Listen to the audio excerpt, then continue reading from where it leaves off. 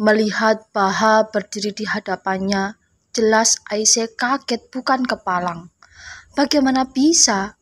Ditambah Farid mengaku bahwa Baha yang sekarang berganti nama Jesur adalah orang yang sebenarnya menolongnya ketika dia menghilang beberapa hari yang lalu. Aisyah makin tidak paham dengan apa yang sebenarnya terjadi. Aisyah mau memberitahu Farid, tapi dia bingung bagaimana menjelaskannya. Sementara itu, di gudang, Sinan masih berdebat dengan ayahnya. Dia tidak suka dengan sikap ayahnya yang sangat mempercayai Yaman lebih dari anak kandungnya sendiri.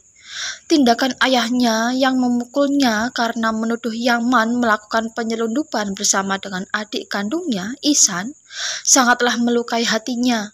Seakan tindakan Sinan ini tidak ada bagusnya di mata ayahnya sendiri. Akhirnya, Sinan memutuskan untuk berjalan sendiri lepas dari ayahnya. Melihat kelakuan anaknya ini, Sancakzadeh. Di kediaman Sancakzadeh, Farid seperti biasa pulang dengan disambut oleh ibunya dan anggota keluarga yang lainnya.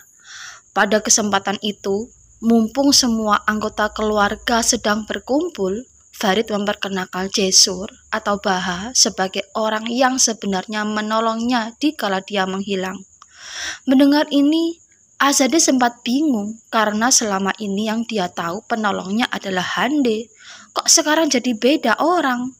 Baha atau Jesur segera memberi penjelasan bahwa Hande juga turut serta untuk menolong Farid. Sebagai ucapan terima kasih, Azadeh mengajak Jesur untuk makan malam bersama keluarga. Jesur tentang hal-hal pribadinya, seperti kegiatannya dan juga pasangan hidupnya. Dengan entengnya, Aisyah membalas sindiran Jesur dengan berkata, apabila seseorang menyukai buah apel, bukan berarti buah apel itu juga harus menyukai orang itu. Ternyata kata-kata Aisyah ini tidak hanya menyindir Jesur, tapi juga Farid. Di dalam kamar, Aisyah masih berusaha untuk membujuk Farid agar tidak begitu saja mempercayai Jesur atau Baha. Namun, alasan yang dia berikan belum bisa meyakinkan Farid.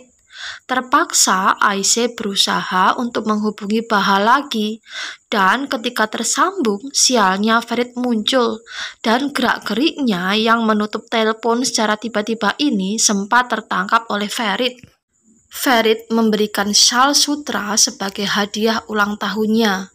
Sementara itu, di kediaman Sancakzadeh terlihat amarah yang memuncak di wajah Leman karena suaminya, Sinan, tidak pulang semalaman. Sementara Sinan terus berusaha untuk berbesar hati menerima perlakuan ayahnya yang dinilainya tidak adil. Dia tidak menyadari bahwa istrinya sedang memendam api amarah dan cemburu. Bahkan dia anggap hal yang enteng saja ketika istrinya menuduhnya akan pergi berkencan. Sementara itu, di suatu restoran, Yaman menemui Adnan di ruang kerjanya. Dengan wajah polos, dia memutarbalikkan fakta dengan mengadu pada Adnan bahwa Sinan telah memfitnahnya. Tanpa menaruh curiga apapun, Adnan menelan mentah-mentah semua kata-kata Yaman. Bahkan dia memaksa Sinan untuk meminta maaf padanya.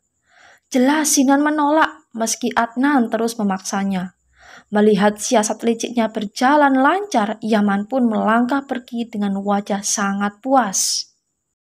Masih di ruang kerja Adnan, Farid membela kakaknya, tapi justru dia ikut-ikutan disemprot oleh ayahnya dengan mengungkit-ungkit kesalahannya yang meninggalkan Hande, wanita yang dicintainya, demi menikahi orang yang masih asing baginya. Sebenarnya kenapa Farid meninggalkan Hande? Dia menceritakan bahwa Hande dan Yamanlah yang sebenarnya mengkhianati Farid. Mendengar ini, Adnan langsung shock. Betul tidak bisa menyembunyikan lagi perasaan marah dan cemburunya pada Hande. Hande pun heran kesalahan apa yang dilakukannya pada Betul. Hingga dia pun paham bahwa biang keroknya ternyata adalah masalah Yaman. Di kantor Sinan, tiba-tiba Jeng mendatangi Sinan dengan mengamuk-ngamuk tidak terima kalau ibunya diganggu oleh istri Sinan. Jelas Sinan tidak menyangka Leman bakal melangkah sejauh itu.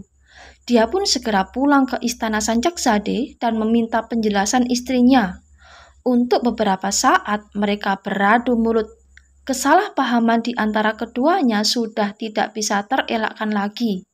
Muge pun akhirnya paham kenapa akhir-akhir ini dia sulit sekali menghubungi Zheng. Dia pun ikutan marah pada ibunya. Akibat tindakan bodoh ibunya itu, dia ikut dijauhi oleh Zheng. Dengan sekuat tenaga, dia hubungi Zheng lagi dan lagi, sampai Zheng bersedia mengangkat teleponnya. Dia pun meminta maaf atas tindakan ibunya itu, tapi tetap saja sikap Zheng dingin dan sinis. Alah Muge.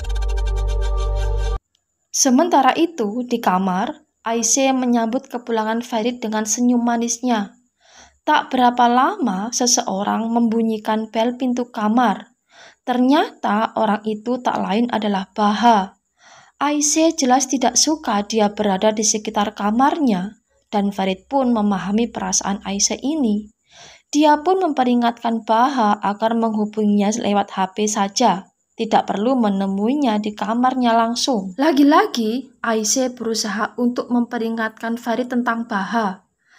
Di kediaman Yaman, terlihat Hande tengah menikmati waktu kebersamaannya dengan Yaman. Like, dan tinggalkan Mereka komen asik di bawah berbincang-bincang, agar channel ini bisa memasak, terus dan berkembang. tentunya Terima bersenda kasih gurau sudah bersama. menonton. Bye-bye. Tanpa mereka sadari, di luar rumah, Betul terus mengawasi tingkah laku mereka berdua. Yaman memberikan hadiah Hande sebuah cincin berlian dengan maksud memintanya untuk menjalin hubungan yang lebih serius dengannya. Segala apa yang dimilikinya saat ini, uang, harta, dan kekuasaan diraihnya hanya untuk menaklukkan hati Hande. Namun sayang, Hande menolak permintaan Yaman ini. Baginya, segala apa yang dipunyai Yaman saat ini tidaklah berarti. Di matanya, Yaman tetaplah anak seorang Sais, anak seorang pemelihara kuda, dan seorang Hande tidak mungkin berhubungan dengan anak pemelihara kuda. Kata-kata Hande ini sangatlah pedih terdengar oleh Yaman, hingga dirinya terdiam 1000 bahasa dan hanya mampu menatap tajam Hande. Hande tidak peduli dengan perasaan Yaman. Dia terus melontarkan kata-kata hinaan pada Yaman. Dia memang sengaja membuat Yaman membencinya karena dia tidak mau merusak hubungan Yaman dengan sahabatnya, Betul. Setelah Hande meninggalkan kediaman Yaman, Betul memberanikan diri untuk masuk rumah Yaman. Betul berpura-pura tidak tahu dengan apa yang baru saja terjadi antara Yaman dan Hande. Tangisnya pecah ketika dilihatnya ada sebuah cincin berlian tergeletak di atas meja. Melihat ini, langsung saja Yaman memintanya untuk menikah dengannya. Jelas saja, Betul mengiyakan lamaran Yaman ini. Di kantor, Adnan akhirnya menyadari perselisihan yang tengah terjadi antara Farid dan Yaman. Dia tidak menyangka bahwa Yaman tega mengkhianati Farid. Dia sangat menyayangkan terjadinya peristiwa ini, dan perselisihan ini tidak bohong. Bakhtiar menyarankan agar Adnan menceritakan hal ini pada putra-putranya, tapi Adnan menolak. Di kediaman Sancaksade, Farid menyerahkan uang yang diminta Aisyah, dan sekali lagi dia membujuk dan memberikan kesempatan Aisyah untuk menceritakan permasalahan yang sebenarnya. Tapi Aisyah tetap saja masih enggan untuk berterus terang pada Farid. Segera setelah Farid berangkat ke kantor, Aisyah menemui Baha dan memberikan. Sesampai di rumah sakit, Muge segera turun dari mobil dan menemui Zheng. Sementara Baha, tanpa memberitahu Aisyah, dia langsung tancap gas bermaksud lari dengan membawa serta Aisyah. Jelas Aisyah terkejut. Dia tidak menyangka Baha berpikir demikian. Aisyah berteriak dan berteriak meminta Baha untuk putar kembali ke rumah sakit. Dia tidak bisa meninggalkan Muge begitu saja sendirian di rumah sakit. Tapi Baha tidak mau mendengarkannya. Dia kekeh dengan niatnya untuk melarikan diri bersama Aisyah. Muge terkejut ketika dilihatnya Aisyah sudah tidak ada di depan rumah sakit. Dia tidak tahu harus berbuat apa, dan bila dia tidak dan bak disambar petir di siang bolong ketika Farid menoleh ke arah sumber teriakan itu, Dilihatnya Aisyah keluar dari mobil Yaman. Seketika itu juga ingatannya akan pengkhianatan Yaman dan Hande muncul kembali, dan rasa sakit hati itu pun terasa lagi. Suara keramaian di sekeliling Farid seakan menghilang dan menghilang. Farid hanya terfokus pada Aisyah dan Yaman. Tiba di kediaman Sancakzadeh, Leman memarahi Aisyah habis-habisan. Aisyah tidak bisa berkata apa-apa. Tangis Aisyah pecah ketika Azadeh turut serta memarahinya. Farid kali ini hanya bisa terdiam. Dia tidak menyalahkan atau membela istrinya itu. Aisyah mengajak Farid bicara hendak menjelaskan permasalahan ini. Tapi betapa terkejutnya dia ketika mengetahui bahwa yang dipermasalahkan Farid, tangis Farid pecah. Farid mengungkapkan bahwa Yaman adalah saudara baginya, dan dia adalah saudara bagi Yaman, dan dia sangat percaya penuh padanya.